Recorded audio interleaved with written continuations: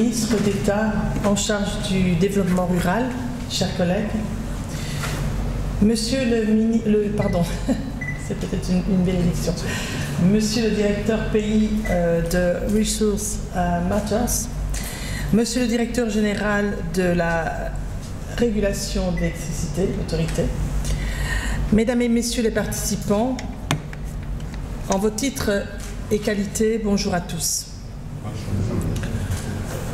Je voudrais commencer par remercier notre partenaire, l'ONG Resource Matters, avec qui le gouvernement de la République démocratique du Congo, par le truchement de la coopération internationale, a signé un mémorandum d'entente dans le cadre de son projet Congo et Pela pour la promotion et la revalorisation des immenses richesses énergétiques dont dispose notre pays, la République démocratique du Congo. C'est un honneur de tenir mon propos en ce jour devant vous à l'occasion du lancement de ce cadre de dialogue pour analyser les défis liés à l'électrification de la République démocratique du Congo et identifier les pistes de solutions prioritaires pour l'accélération d'un accès équitable et durable à l'énergie. Avant de partager mon propos de ce jour, permettez-moi d'ouvrir une petite parenthèse. Quand nous disons qu'on ne pourra pas atteindre nos objectifs climatiques sans développer les énergies renouvelables, ce n'est pas une posture politique, c'est le résultat de nombreuses équations. C'est donc un plaisir pour moi d'échanger devant vous à propos d'un sujet à stratégie nationale. Un intérêt de pouvoir placer la coopération internationale au service de notre pays, la République démocratique du Congo.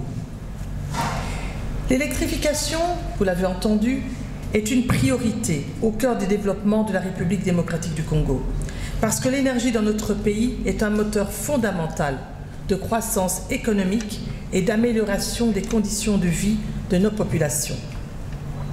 La RDC, avec son immense potentiel en ressources énergétiques, en particulier hydroélectriques, solaires et éoliennes, se trouve à un carrefour décisif. Aujourd'hui, seulement, comme il a été dit avant moi, 15 à 20% de notre population a accès à l'électricité. Un chiffre qui illustre les immenses défis à relever. L'insuffisance de l'accès également à l'énergie impacte non seulement la vie quotidienne de nos citoyens, mais freine également nos ambitions industrielles et agricoles, limitant l'accès à l'éducation et aux soins de santé, réduisant ainsi les opportunités pour notre jeunesse.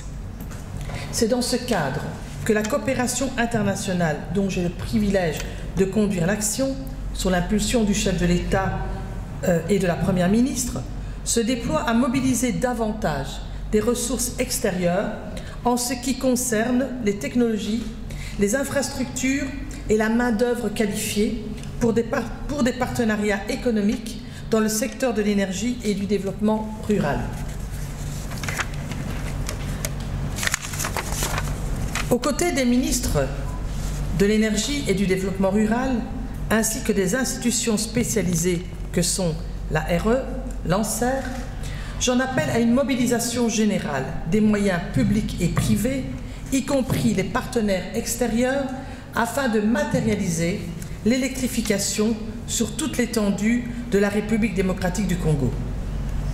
Mesdames et Messieurs, l'investissement énergétique inclusif et résilient constitue la voie cruciale vers un développement durable.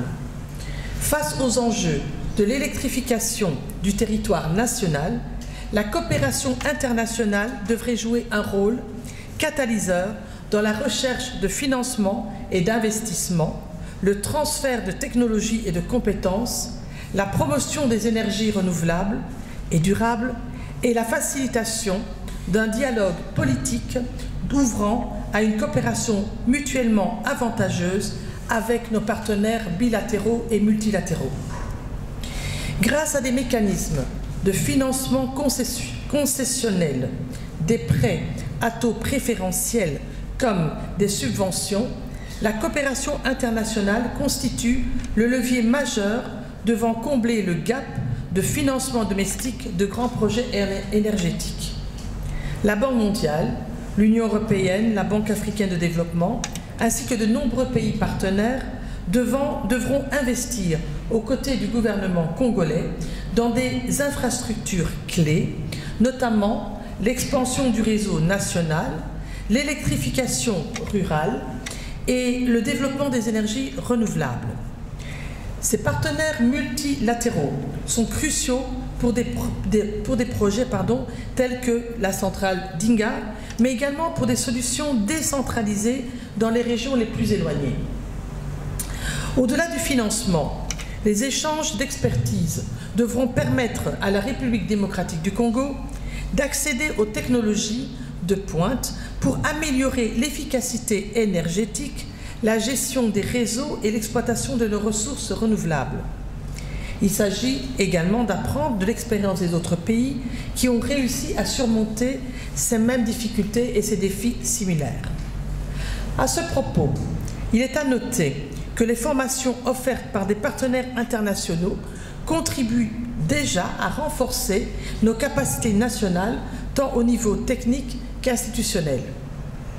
L'engagement en faveur du développement durable incarné par l'agenda 2030 des Nations Unies et l'accord de Paris sur le climat exige de nous des solutions énergétiques respectueuses de l'environnement.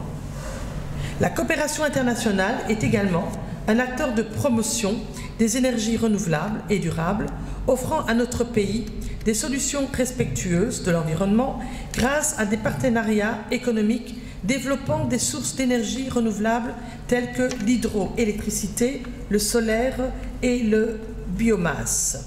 Et la biomasse, je ne sais pas si on dit le ou la biomasse. La biomasse, merci beaucoup.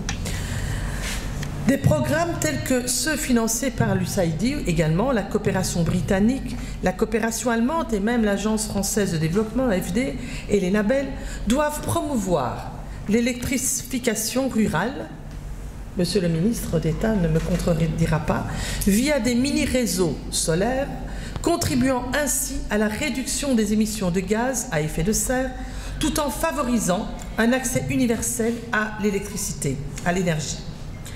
Il faut également souligner le travail des ONG nationales et internationales, notamment comme notre partenaire Ressources Matters, qui est en partenariat avec le portail le portail COP RDC de la coopération internationale, notamment à travers la plateforme, comme je l'ai dit tout à l'heure, Congo et Pela, proposant des pistes de solutions d'électrification propres et renouvelables pour notre pays. Nos partenaires internationaux nous accompagnent à mettre en place les cadres législatifs. Tout à l'heure, je pense que Monsieur le directeur général adjoint en a parlé, les cadres législatifs et réglementaires, qui sont bien sûr nécessaires pour attirer les investissements privés et aussi pour réguler le marché de l'électricité et pour protéger les droits des consommateurs.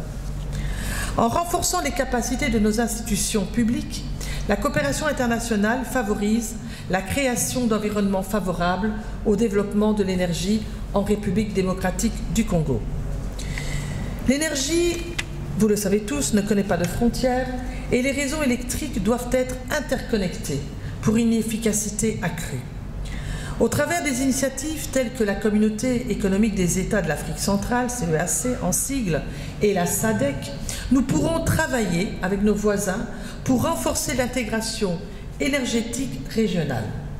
Ces collaborations, soutenues par nos partenaires internationaux, contribueront non seulement à sécuriser nos approvisionnements, tout à l'heure je pense que monsieur vous en avez parlé, mais aussi à positionner la République démocratique du Congo comme un pôle stratégique d'énergie renouvelable en Afrique. Mesdames, Messieurs, le défi de l'électrification de la RDC est immense. Néanmoins, il n'est pas insurmontable. Grâce à l'engagement du président de la République et au travail du gouvernement, nous avons déjà parcouru un long chemin. Toutefois, nous sommes conscients que la voie de l'avenir exige un engagement renforcé. Il est essentiel que nos partenaires continuent à nous accompagner, que ce soit à travers des financements innovants, l'assistance technique ou encore la mobilisation d'investissements privés, En tout cas, c'est le rôle moteur de mobiliser au niveau de la coopération internationale toutes ces ressources extérieures afin de construire notre ambition énergétique.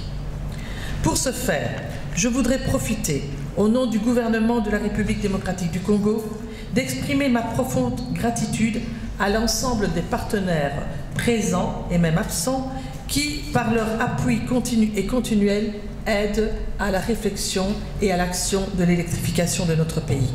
C'est ensemble que nous parviendrons à réaliser le rêve d'une République démocratique du Congo électrifiée, prospère et durable.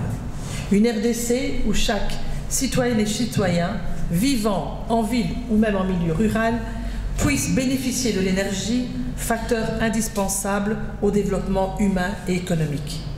Ensemble, nous allons défricher l'avenir à partir d'un passé en préparation vers l'électrification de demain. Je vous remercie.